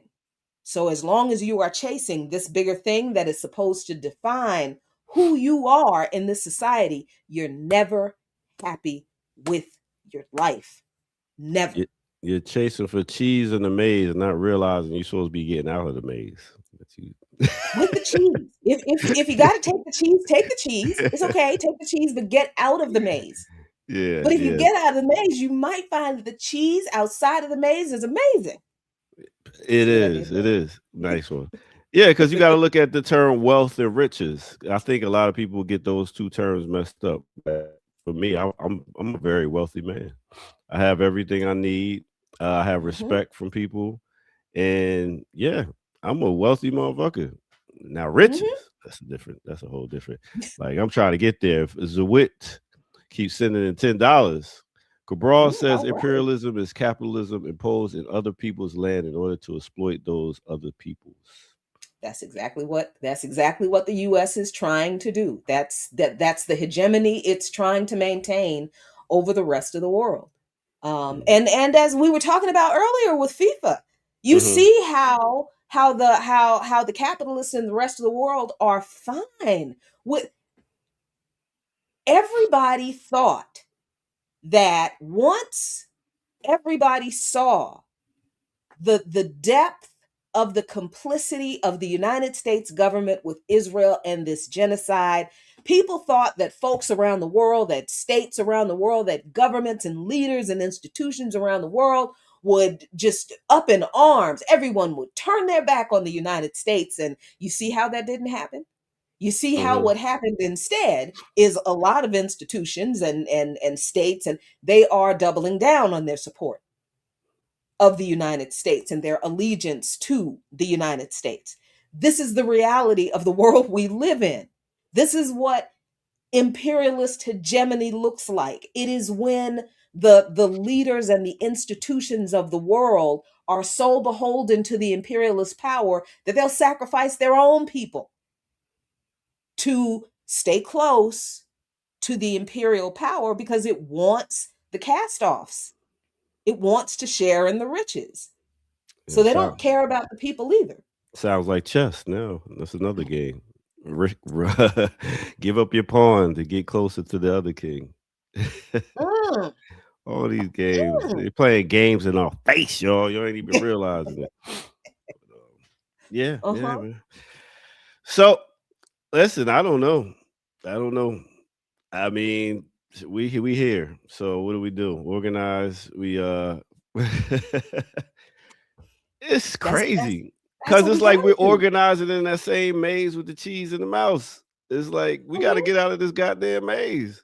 Well, we keep trying to run to the door to get out of the maze, or find a weakness in the wall, and we could all crawl over and help each other. But people keep going after celebrities and different stuff. We're in one end of the maze, like, oh, we found a way out. We found a way out, and everybody else is like, nah, Beyonce. I don't know what's over there. I'm comfortable over here. Right. Yeah, boy. Yeah, speaking of Jay-Z, we're gonna touch on it a little bit tomorrow. As you will see, your boy just partnered up with Target. Not niggas in Paris, but niggas in Target, boy. I tell you, we can't leave some of these places alone. We just can't. Let me take this off the screen. Oh man. I thought we wasn't fucking with Target. Oh, that's right. The good Reverend Bryant says the Target strike is over. Do you see what I oh boy. I was defending Jay-Z for too long, but I'm done. I am finally done. Are we now? I'm finally done defending Jay-Z, man. God damn, Jay. I was like, well, maybe he's doing something.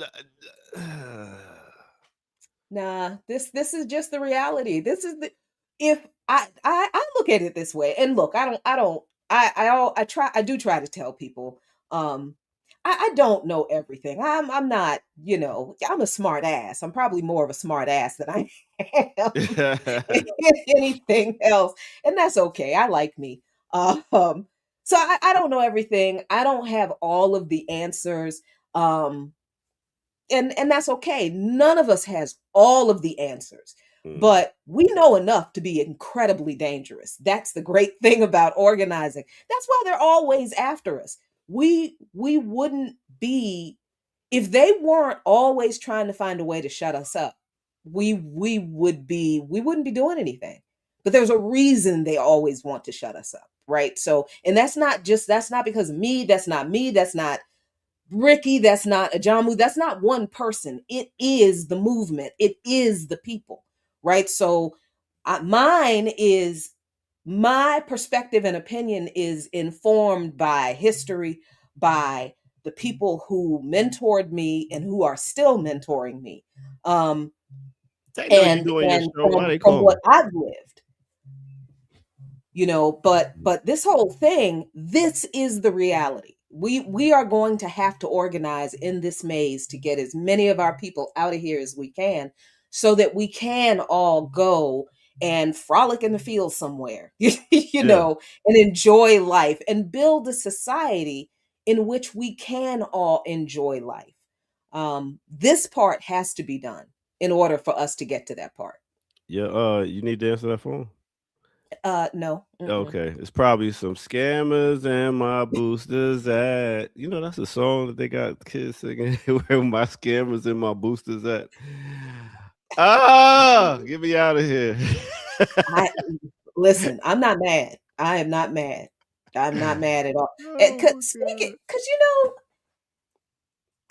I have always had great respect and protected my 5-finger discount clan. I was a member of a clan. Such a clan at one point. We would go over there with some baggy clothes and then go to the dressing room and come back with our outfit on. I mean, look, things need to be done. Yeah. It's just, and economics being the way they was in the hood. I don't have a problem with boosters. Yes. Until you have a store,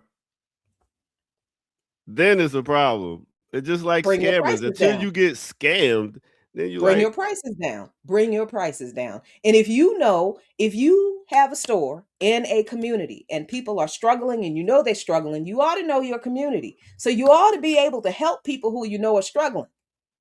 All right. That's how I grew up. That's how a lot of us grew up. So, you had a mother who lost her job, or her husband died or something. And she was having a hard time, or in between, whatever. And she needed formula, some rice, some flour, just for a couple of days, make some, feed her family. You go into the store, and the store owner, little small store owner, maybe not the Piggly Wiggly, maybe not the A&P, but sometimes there too, depending on who the manager was. I got you. I got you, Miss Mary. Don't worry about it. Pay us next time. Or just you write it down there, have a little credit thing going. Okay, you don't have it this time. When you come back, you pay me next time. So today, when people who are struggling go into a Family Dollar or a grocery store and steal some Pampers, I don't give a fuck. Yeah. Steal the Pampers, because the Pampers shouldn't cost that damn much, and somebody should care. There should be somebody in that community that knows that somebody is struggling, that knows they need some help, and are there to provide that help. And if I'm in the store, and this has happened, yes, it has. If I am in the store and I see somebody boosting, I ain't see shit. I ain't see jack. I ain't see nothing. I turn the fuck around. Do you still sometimes grab something to see if you got it?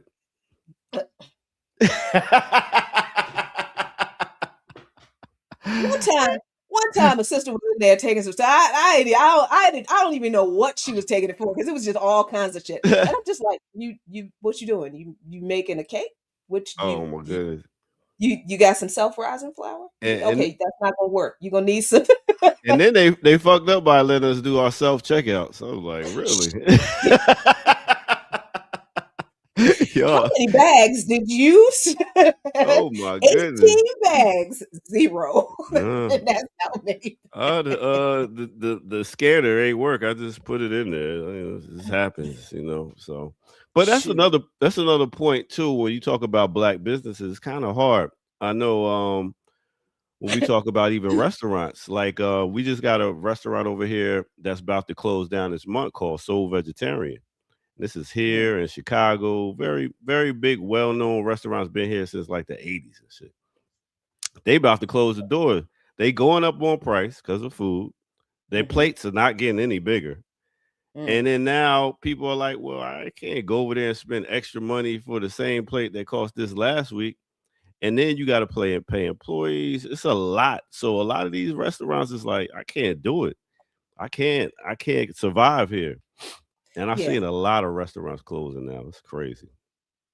Yeah, I mean that is the other part of capitalism that that obviously affects the people on the bottom the most. And to be clear, opening a business is difficult anyway in this country. I don't know about other countries. Excuse me, but in the United States, the statistics have shown that most I'm so sorry. Most small businesses fail in the first 2 years, and that's all small businesses, all of them. It doesn't matter what kind of business it is. It doesn't matter where the business is. It doesn't matter who owns the business. In this country, all small businesses fail within the first, or a significant percentage of all small businesses fail within the first 2 years, and I mean like more than 50% of them. Like most small businesses fail in this country because startup costs eat everything up. And a lot of small business owners cannot recoup the losses or the money they had to put out for the startup costs. So that's when they have to start going up on prices of the things that they initially offered. And that's just regularly. That's just, in a regular instance. Now, in this situation, in this economy, where the US's unprovoked attack on Iran caused fuel prices to go up, which caused trucking companies to pay more money for fuel, which caused food prices to go up, which also caused the price of other merchandise that is transported by trucks to go up, which is everything. It, of course, affected small businesses. They had to go up on their prices because they had to pay more to get the same materials to provide the same services to the same customers. and that's not even a situation where businesses can say, oh, these people coming in here boosting, they're the one or stealing or whatever. They are costing me. No, that's capitalism. That both of those instances are capitalism, right? That the instance with the small businesses, that is the way capitalism keeps entrepreneurs, small business owners from actually being profitable. Yeah. Because the startup costs are just prohibitive, and it's hard to make money in this system. But the other thing where the what do we want to call it? The consumer environment in our communities, in our neighborhoods, with the food deserts, with the big impersonal stores where people don't know us and people don't care about us.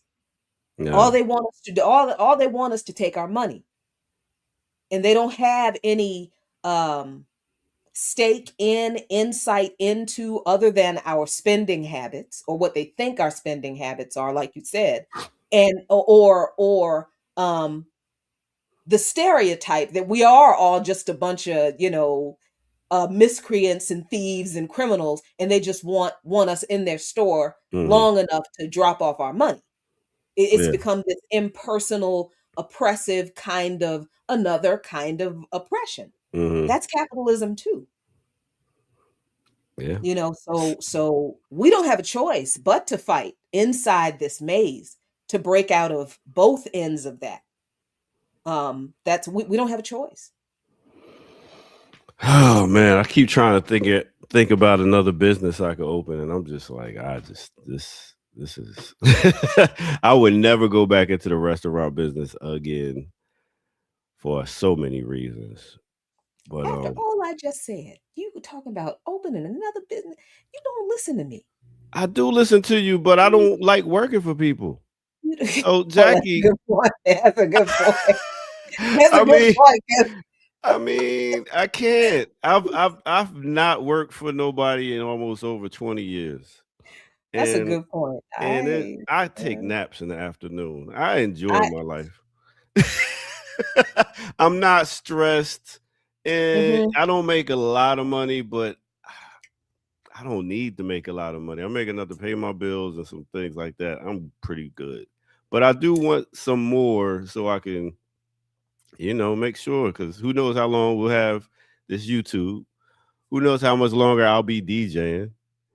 Like, shit, my back could go out tomorrow. Shit, I'll be like, I can't do shit. You know what I'm saying? So it's got to find other ways to make some money.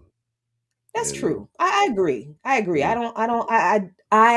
think I was, well, I won't say I was lucky because I don't really believe in luck, but I know that being able to leave the contracting job and go work at Sputnik, being offered the gig at the Real News Network while I was, working as a contractor, and just, man, Ear Doctor, I redid my resume yesterday because I signed up for the Ticket to Work program because I'm on disability because of the kidney transplant. Yeah.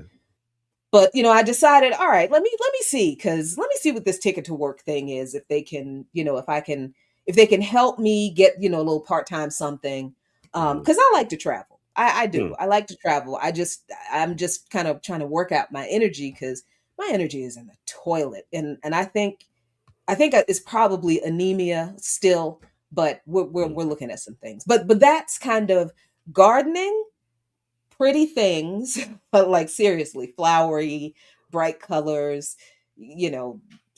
pretty things, and travel. Those are my vices. I gotta have those. So yeah, I would like a little extra change. When I feel like, I wanna hop over to Colombia to see my comrade and my brother. I'm gonna do that. Hop over to Trinidad and Tobago to see my comrade and my brother. I'm gonna do that. Hop over to somewhere and not come back one day. Yeah. And that's the thing. Like I want to, I got a movie screen and a projector. I could be I do right now actually. I got my DJ classes, and then I could start to look at doing another after school program or something. Just gotta figure it Yeah. out. I just can't go work for nobody. I mean, Yeah. I work for people all the time when they hire me, but No. But yeah, it's a different thing, being contracted to, yeah. work on a. Yeah, I can't having a boss. I can't. Oh, I no. Mm-mm. I can't. I don't think I can do it. I don't think I can do it. Well, But big up to but all I y'all but I warriors out there doing it. You know what I'm saying? You gotta do what you gotta do to make your ends meet.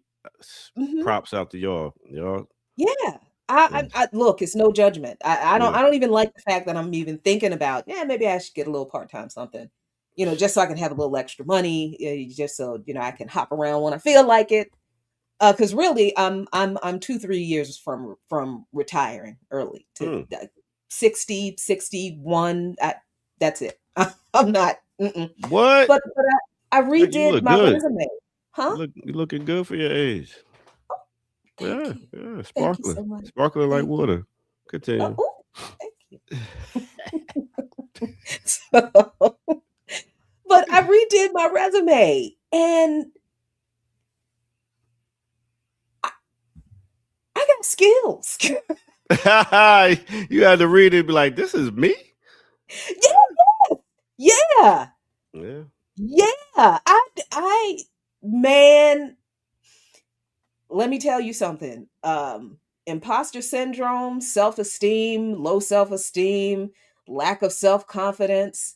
Man, that's a demon. That is the shit they do to you in the workplace in a capitalist country in corporate America, the way they grind you down to make you feel like you are insignificant. Oh my God, that you don't fit, that you don't. Ooh, Mm. it really the things I went through really messed me up a lot more than I realized, that I forgot, to the point that I forgot the work that I did.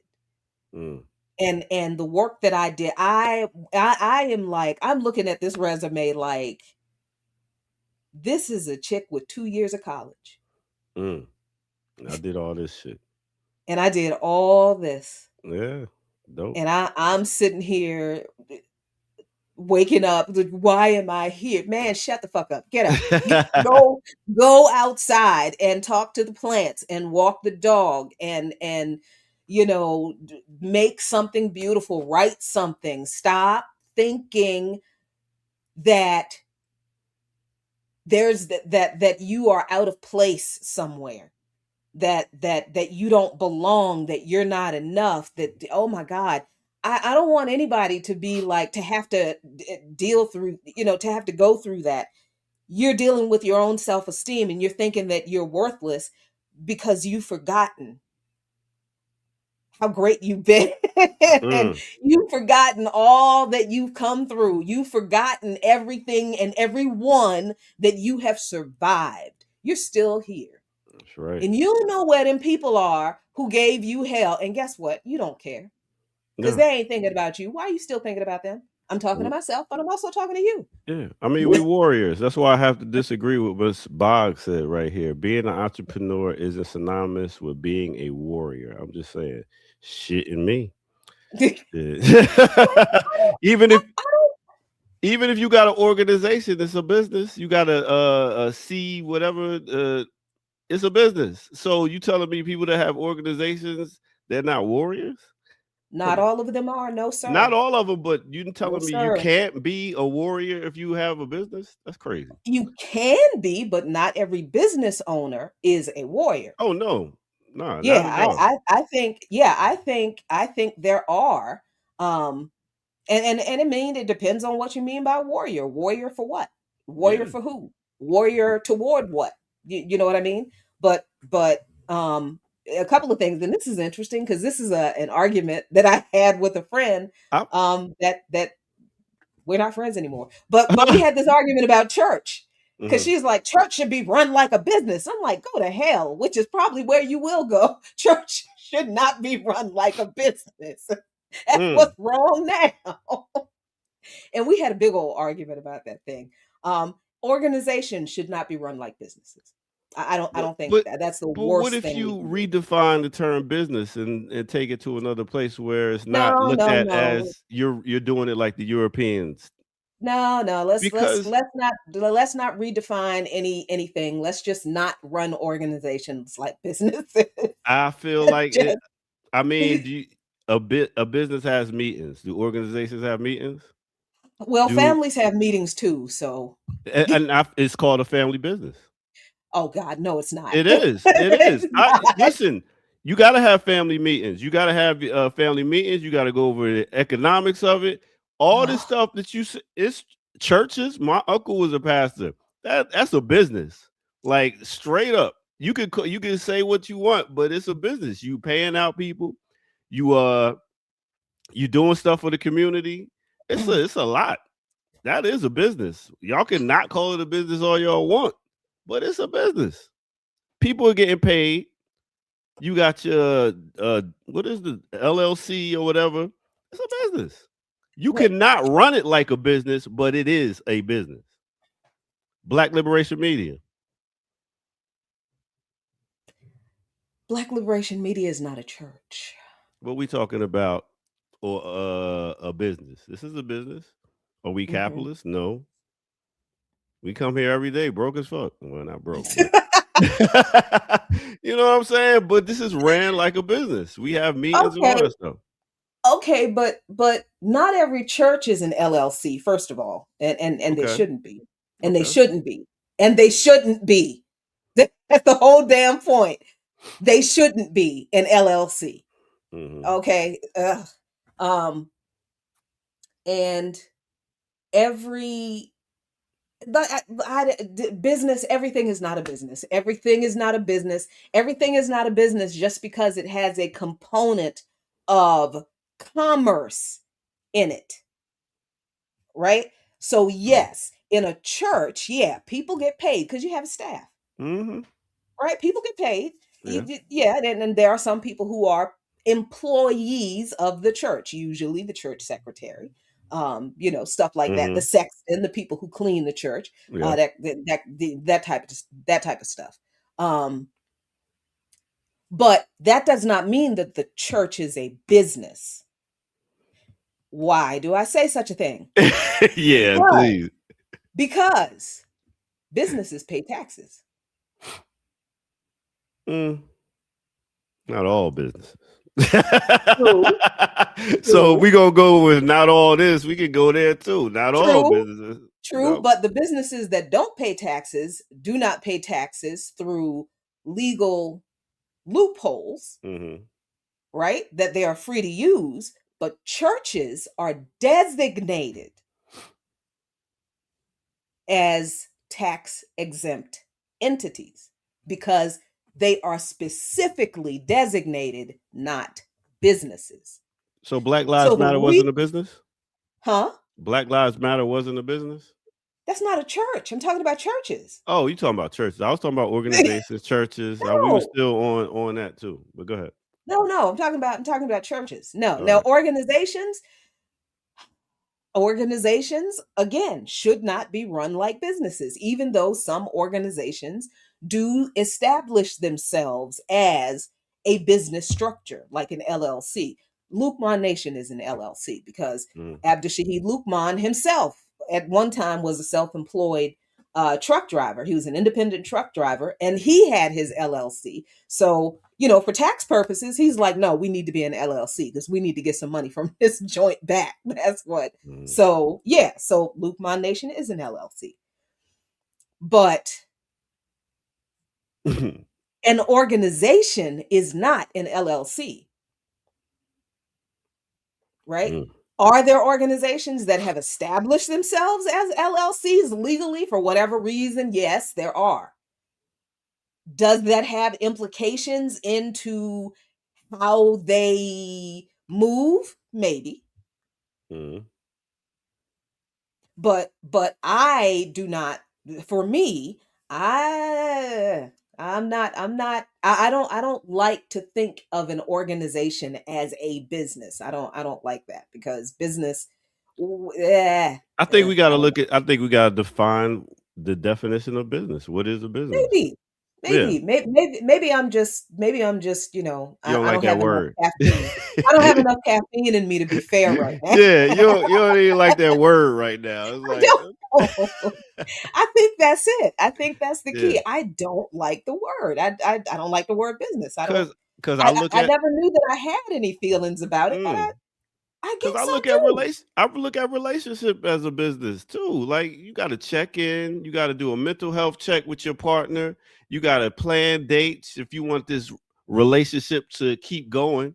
You got to have these different components of a business to make sure it works. Now, the components of a business without calling it a business. How about that? Anyway, Well, I mean, you had already gone too far, so it's not a I surprise never that you go went far enough, further down the way. Jackie. No, you Jackie.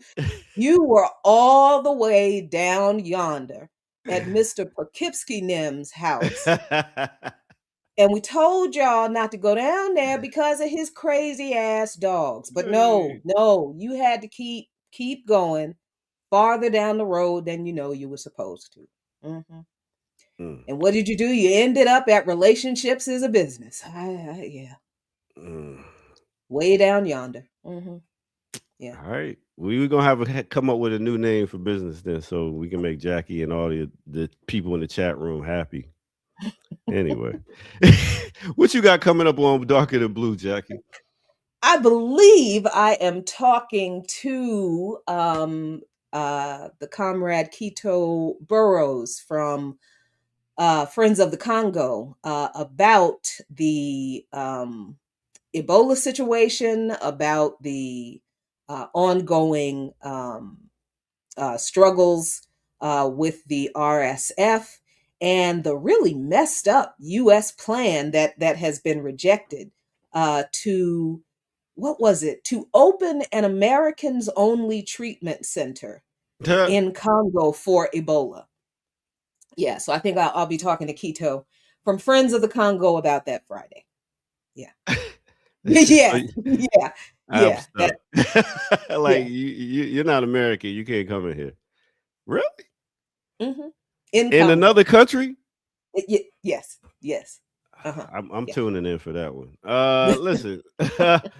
You can catch me here after the Remix Morning Show at 11. I'll be doing a old school mix, bringing in Juneteenth, and you know who that is? That's the creator of Juneteenth, they say. So yeah, me and her gonna be rocking out, getting y'all ready for that Juneteenth turn up. Yo, with all these flyers on the internet, actually they got a free concert over by where I stay. Common's supposed to be performing Juneteenth. It's so much celebration of Juneteenth this weekend. It's ridiculous. Oh So, my and gosh. make sure y'all tune in tomorrow as we touch on Jay-Z and his Target, and also Friday, Juneteenth, celebration of freedom. I'm just really gonna hide in my yard. I'm not. Um, I'm not even gonna go to my dad's birthday this weekend. So I'm sorry, Dad. What? Yeah, because I Man. dryer's broken. I gotta get my car fixed. Just $3,500 getting a tooth removed. Yeah, I'm. Mm. All right, and other than that, I want to dedicate this show today to my late big brother Ak Ben, who just had his transition yesterday. Taught me Mm, a lot about life, and like I said, I called him a tyrant because he pushed me to be a better man and accountable for my shit. Learned a lot about self business from him. Big brother, friend, and now ancestor Ak Ben. He told me, "Get your ass up and go to work." So I'm here. All right. You ain't read the text. I was gonna take off today, but I was like, nah, let me come here and rock out because he oh, says, I didn't. because like Cameron said, niggas die every day, B. You still gotta work. Yeah, but come on, man. I didn't see that text. Oh, it's I all would have. good. No, I would have told you. I'd go back to bed. I I'd go back mean, to bed. You go. listen, people make their transitions all the time. The work is to continue your mission. That's what they will want you to do, regardless. So that's what I'm here for. All right. Mm, Anyway, big up to Akbid. Big well, up to all y'all for tuning in. and say their names if they made some more noise, and keep their names alive. And that's what we're gonna do right here on the Remix Morning Show. That's Jackie Lukeman. I'm the ear doctor. Big up the Cloud who was here earlier. We out of here. Peace out, y'all. Yeah. Black Liberation Media is a collective of Black and African organizers, journalists, academics, and media personalities serving Black and African masses seeking to further grow in their understanding of themselves, their histories, and the African world through entertainment and news. Please continue to like, subscribe, and donate to the channel so we can further serve you and liberate our people. You can also go to blkliberationmedia.org, get some merchandise, and also become a Patreon member and a member from the YouTube. Please do what you can, share, and show your love as we will show ours for you. Black Liberation Media.